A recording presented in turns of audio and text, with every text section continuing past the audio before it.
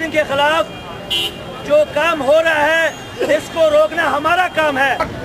सरदारी और नवाज शरीफ से कोई फर्क नहीं, बिल्कुल एक हो गए नहीं।